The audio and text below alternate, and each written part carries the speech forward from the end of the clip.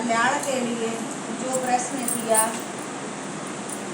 वही तुमको सुनाता हूँ। श्री वाल्मीकि जी ने कहा, हे राजन, इस पुरुषोत्तम मास में भविष्य अन्न, खीर अथवा गेहूँ, चावल, सब प्रकार के मूंग, जौ, तिल, मटर, समा, सौखिया, निवार, अदरक, कंटोल, कंदमूल, ककड़ी, केला, सेंधा या समुद्री नमक, दही, माखन, पनीर, आम, अरहर, पीपल, जीरा, सौंठ, इमली, सुपारी, आंवला, गुड़, खांड, भविष्य अन्न जो तेल में न पकाया हो उसे कहते हैं। इस प्रकार बना भोजन खाने को उपवास के समय विद्वान कहते हैं। सब प्रकार के आमिष पदार्थ, उड़द, मधु, बेर, राई, मादक वस्तु, मांस, दाल, तेल का तेल, कीड़ों का खाया, लोहा का लगा, भावना से दूषित, बनाने में दूषित अन्न दूसरे का हिस्सा न खावे, दूसरों से शत्रुता हुआ पर स्त्री गमन न करें, परदेश केवल तीर्थ के सिवाय न जावे।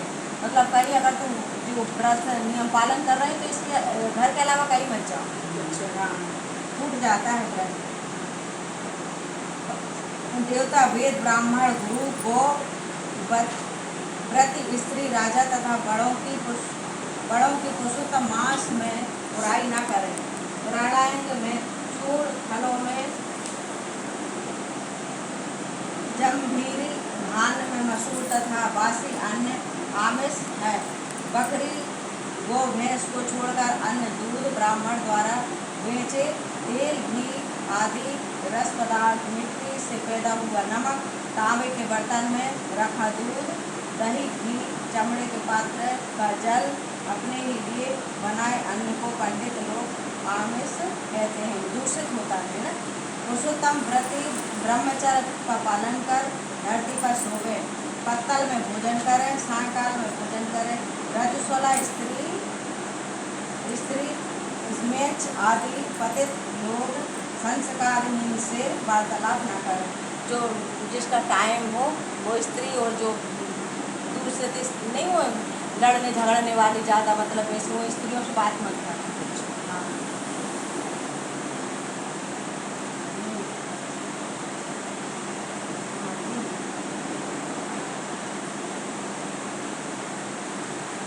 तथा इन लोगों का गौ का मतलब सूतक का अन्न एवं दोबारा गर्म किया या जला अन्न न खाए।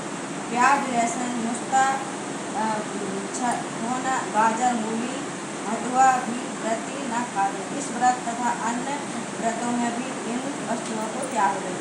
वृक्ष आदि व्रत अपनी शक्ति के अनुसार विष्णु भगवान की प्रसन्नता के लिए करें। पेठा, काशी फल, तरुणी, मूली, नारियल, कलिंग फल, आंवला, गोला, अंगूर, कटहल, बेर, चर्म, बैगन, पल्ली शाक, कमलनाथ आदि शाक पुरुषोत्तम मास के प्रारंभ से पूर्णिमा तक न खावे। गृहस्थ हमेशा रविवार में आंवला न खावे। पुरुषोत्तम मास में जो जो वस्तु हो वह पुरुषोत्तम भगवान की प्रसन्नता के लिए आ जाओ, अंदर आ जाओ। नहीं बंदा है वो तो आ जाओ, बांध के रखा।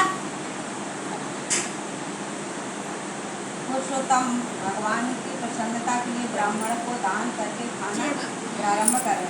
हे राजन, नियम के बिना कोई फल प्राप्त नहीं होता है। पुरुषोत्तम मास का व्रत शक्ति हो तो उपवास रहकर करें अथवा घी या दूध पीकर रहें। व्रती पुरुष फलाहार करके रहें। जैसे भी व्रत भंग न हो उसी प्रकार काम करें। प्रातः काल उठकर नित्य कर्म कर फिर श्री कृष्ण को हृदय में स्मरण करके भक्ति पूर्वक नियम धारण करें। उपवास रहना, रात्रि भोजन एक समय कभी भी भोजन का निश्चय करके व्रत प्रारंभ करें। श्री मद्भागवत की कथा इस मास में सुने, इसके पुण्य को ब्रह्मा भी नहीं कह सकते हैं। श्री पुरुषोत्तम मास में लाख दल तुलसी से शालिग्राम भगवान का पूजन करें, उसका पुण्य